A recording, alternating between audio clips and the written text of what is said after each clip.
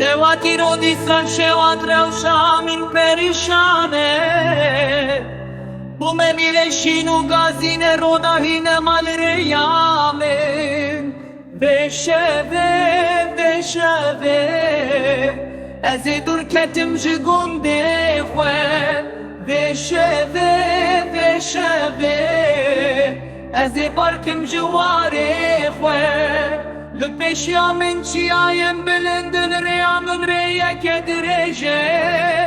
Dema teng tengasiyê yar nehat min re derde Dinya hemû şa dibe ji mîrê û hawar şevê ez ê dur ketim ji gundê xwe